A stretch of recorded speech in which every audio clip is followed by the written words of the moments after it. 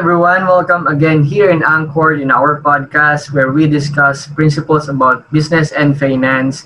And it's been a while since we recorded our last episode with Sir Renzi. Actually, yung guest natin ngayon, he's also a good friend of mine and he also guested last, I think, few months ago and sobrang valuable na mga insights ng guest natin today. And of course, I know that his insights will help us in this season since this pandemic, maraming pinagdadaanan yung mga tao, especially sa health, sa mga medical bills. So pag-uusapan natin ngayon, ano ba yung mga bagay na pwedeng makatulong sa atin pagdating sa medical-related expenses or even yung mga critical illness expenses. So to introduce our speaker, he's a digital marketer at UEX in Singapore and also a former registered financial planner and insurance advisor.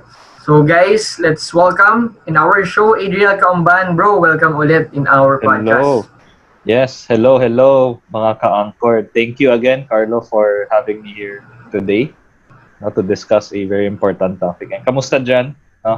Yeah, it's an honor, bro, no? Na pwede ka ulit ngayon. Actually, dito sa Philippines right now, medyo challenging ulit because of the Delta variant. So nagkaroon ng ECQ ulit in Metro Manila. So hopefully matapos na siya ulit para yung mga businesses natin mag-normalize na ulit or somehow majority of the operations will resume.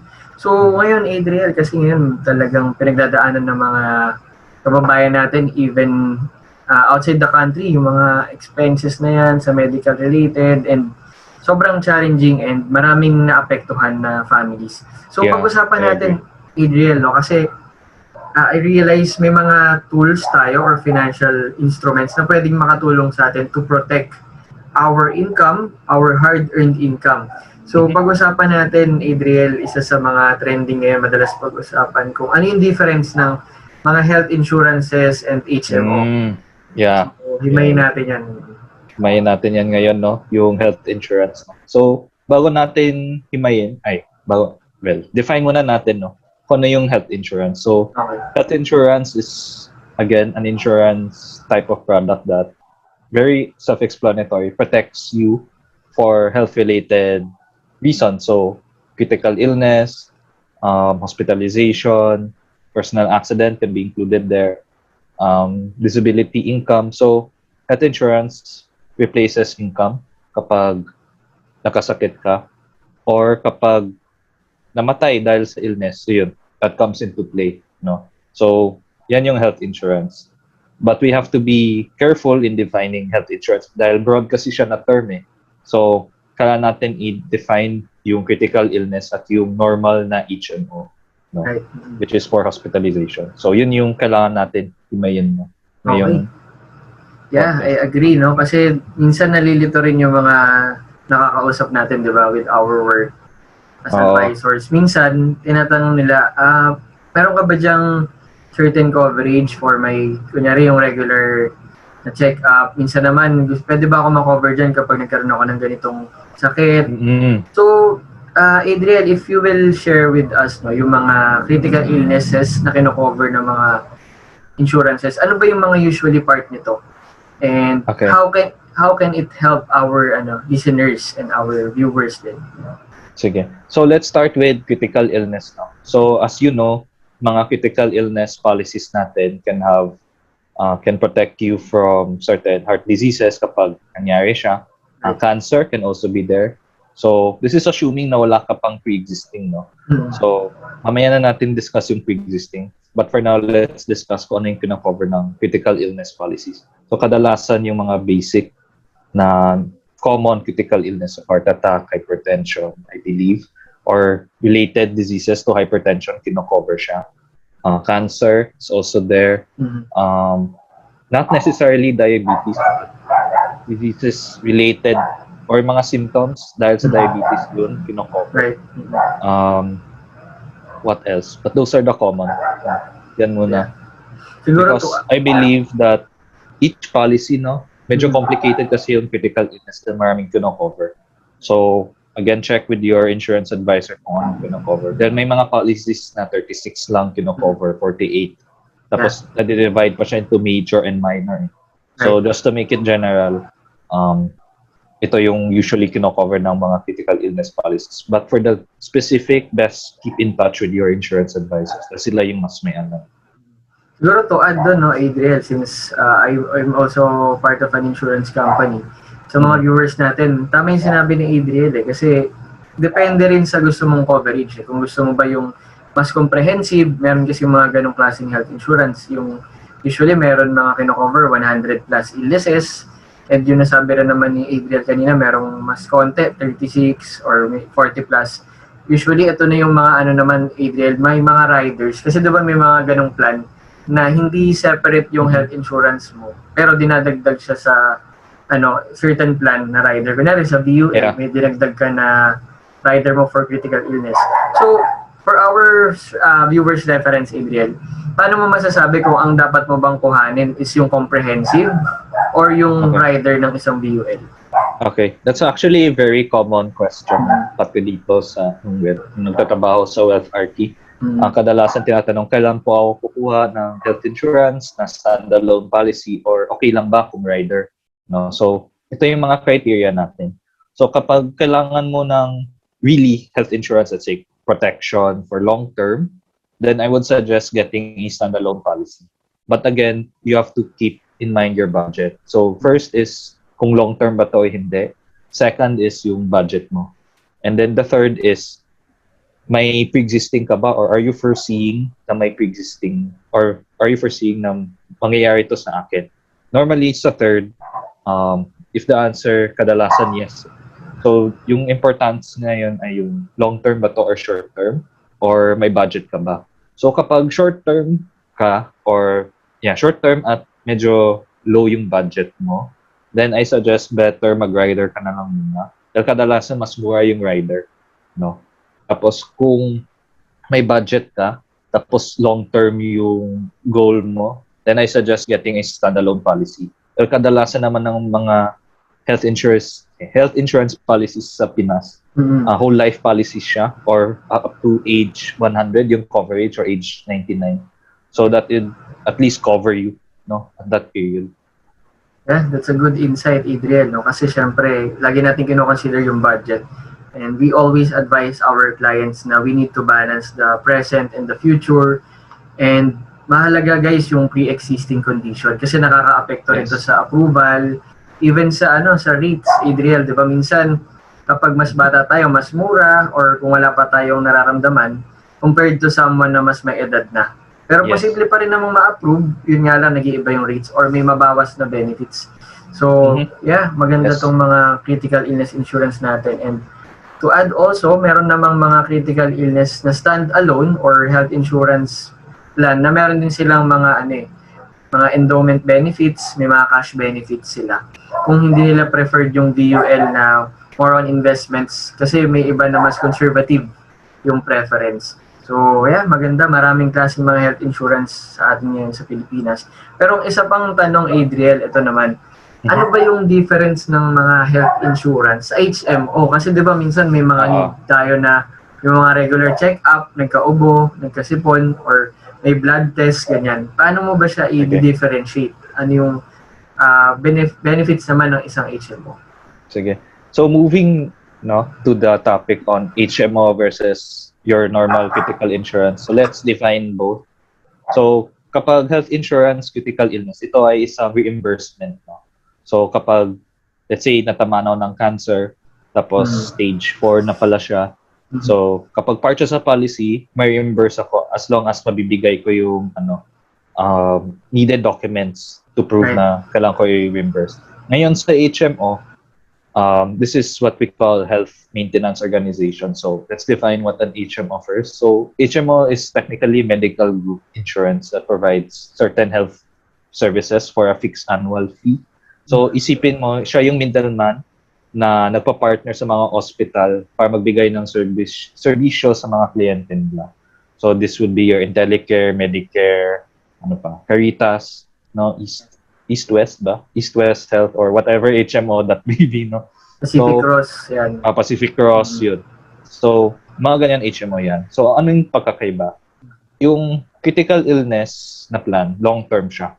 So, kapag, or yung mga sakit na medyo delikado or high risk, no?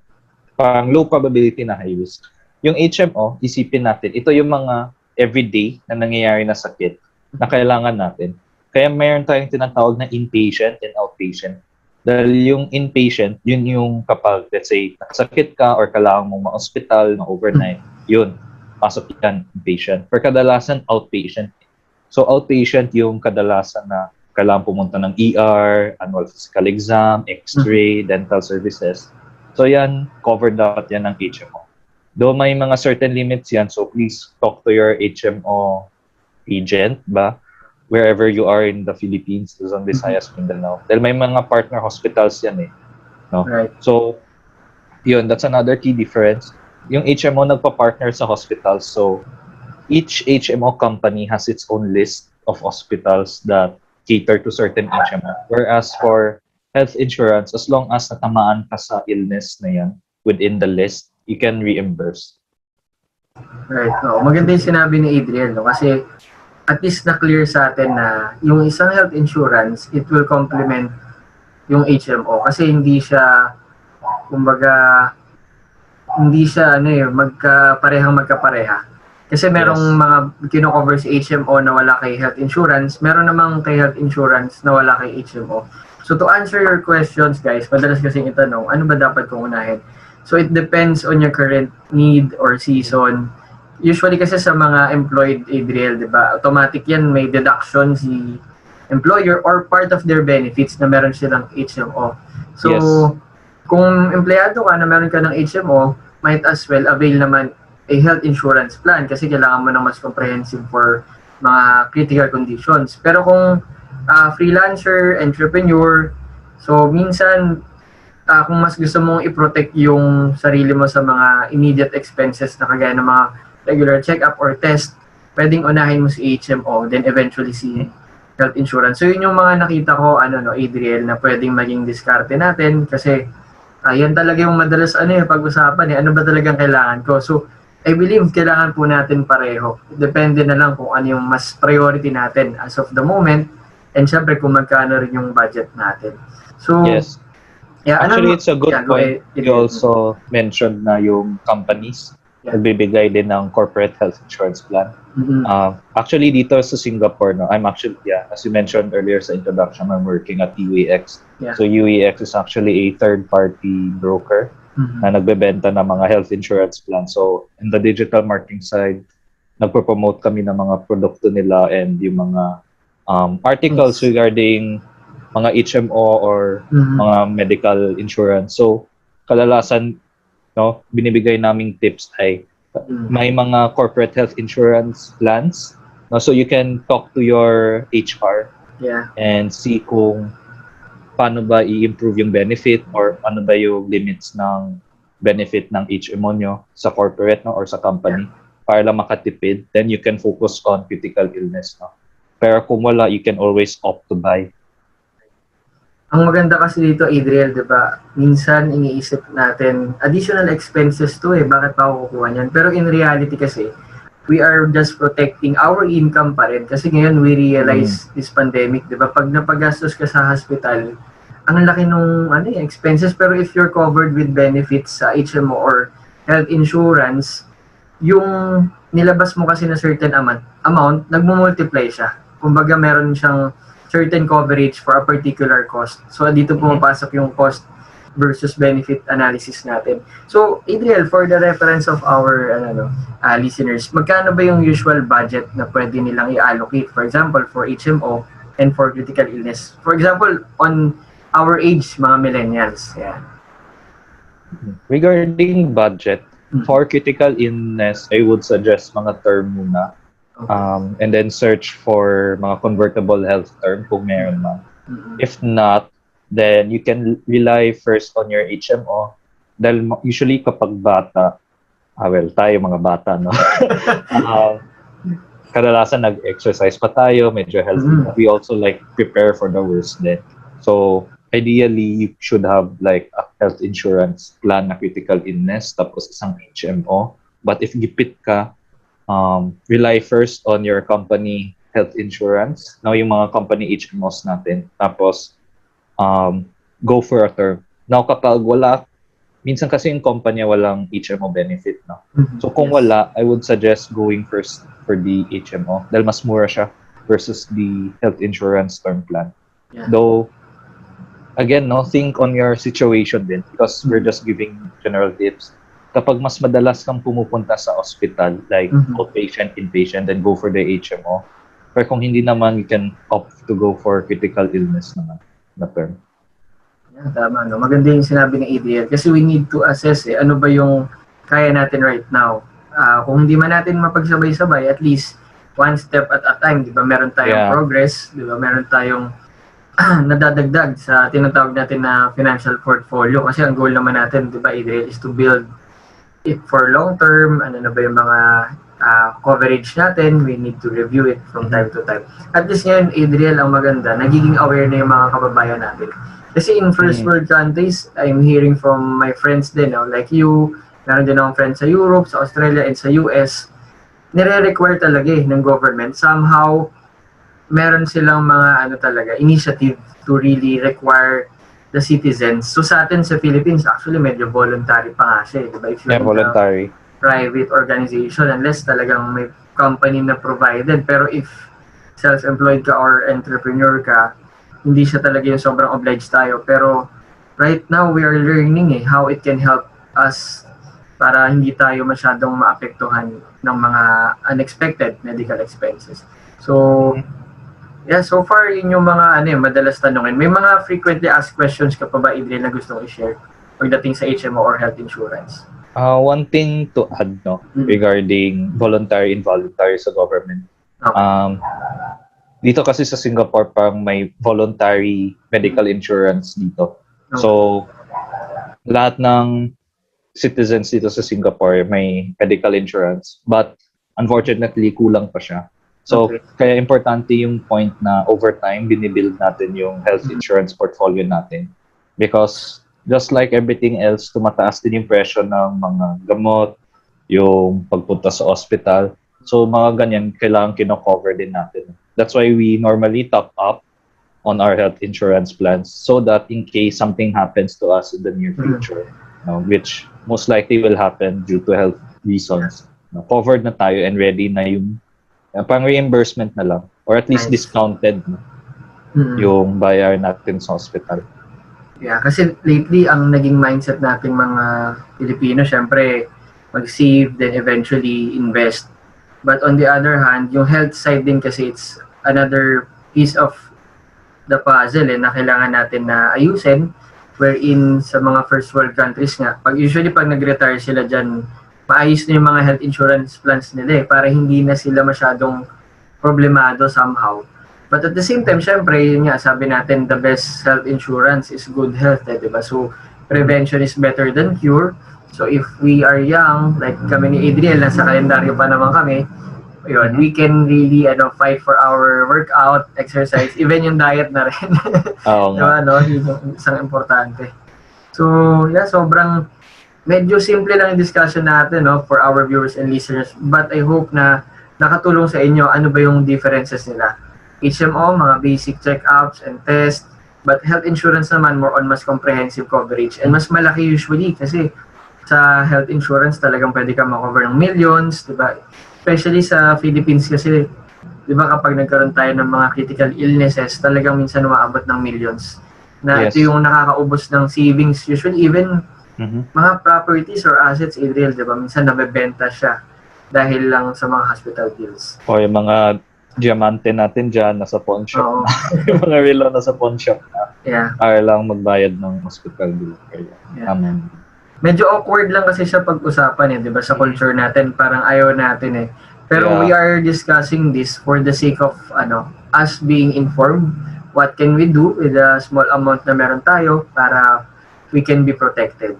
Yeah. So, yeah. Actually yun yung problema sa culture natin. Parang may stigma or parang nakatugma na morbidity kapag dinidiscuss natin yung health natin dahil parang ine-expect natin na namamatay yung tao. Pero hindi dapat ganun yung pag-iisip natin dahil kapag iniisip natin yung kabubuti sa loved ones natin, so we're just looking out for their health, No, we want them to live longer. Mhm. And then we also, in consequence, no, and as a result, we want them to spend more time with us. No? That's why Yes. like we want to keep this discussion na health is wealth din. Yeah. No? Yeah, tama, no? Sa mga listeners natin, yun talaga, health is wealth. And syempre, we want to have the right mindset and motivation. Bakit ba natin siya gagawin? Why are we going to buy health insurance or Mm-mm. HMO? Para kanino ba yan? So syempre, not just for our own, but for our family members and loved ones. So I hope na sa discussion namin ni Adriel, may natutunan kayo ngayon. If you have questions, feel free to message us in our social media channels. Adriel, can you share your social media channels for Yes, questions? for those na gusto may tanong tungkol HMO and health insurance, you can reach out to me in my Facebook page at The Practical Peso, no? And for those na naghahanap ng health coverage dyan sa Pinas, Yeah. dahil may, well, international coverage kami, you can reach out to alize.arro@april.com. So it's ALIZEE.ARRO@april.com. Thank you, Adriel. No? And hopefully, marami kayo natutunan today. And we will create more contents, guys. If may mga gusto kayong topic, feel free to message us, to comment in our YouTube channel, and email us so we can also help you in your concerns. So thank you again for tuning in our episode. We hope to see you again. Click, like, share, and even the bell button para mas marami pa kayong updates na ma-receive sa amin sa podcast. Thank you, guys, and see you again soon. And thank you, Carlo, for having me. See you guys. Sure. Thank you, Adriel. Stop.